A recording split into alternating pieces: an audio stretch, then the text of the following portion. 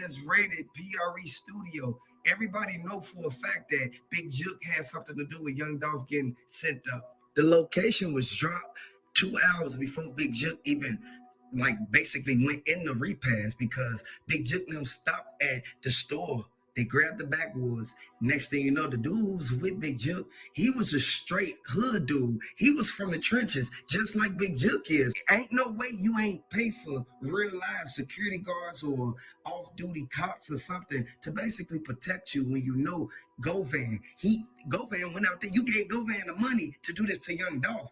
Govan said that y'all basically got a bag on top of his head. Next thing you know, you end up getting sent up. You was the one gave Govan the money, but Govan, he's on house arrest for what happened with Young Dolph. That's your best friend. Your best friend ain't nowhere to be found. They said Govan, he went to the scene and then he left. This is what made Yo Gotti pull up. As soon as Yo Gotti pulled up, it was over with because everybody started clearing away. It was a big old circle. They started making room for Yo Gotti and his security and Angela Simmons and Glorilla. As soon as they walked through the crowd, Yo Gotti went over there with the white t-shirt on. He tried to lift his brother up. His brother was unresponsive. And this is what made the investigators look at it like, hold on.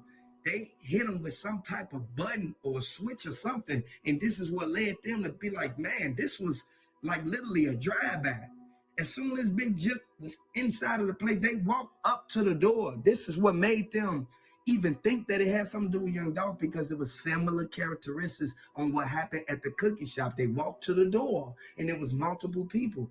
Who's to say Key Glock ain't sending them boys out there? They already said that Govan was the one who was trying to get Big Jook back because Big Jook ended up putting a bag on top of his head to basically shut him up. You know, and I struggle with believing that he only has one security guard. With as much heat as is on them, how do you only have one security guard? It makes it feel like it's an inside job because you know there's a team of security.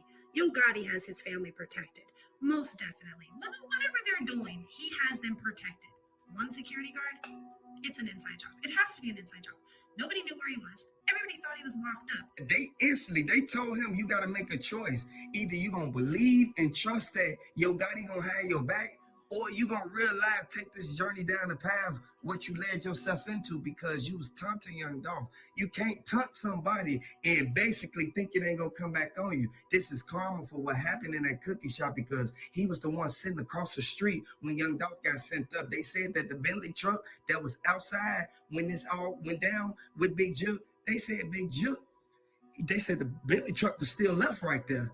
They still want to do investigation on the Bentley truck because of what happened with Young Dolph and the gloves and the surgical masks and stuff that was left on the inside. So what they saying is the footage that was released, the footage shows how they didn't expect for doing them to come off the side. They showed doing them, they was bending down on the side of the red car. As soon as they got up off the side of the red car, one of the dudes had like some type of long black thing in his hand. He ran up to the door.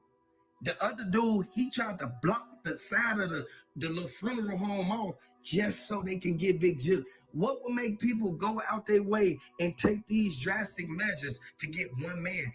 Because of what happened with Young Dolph,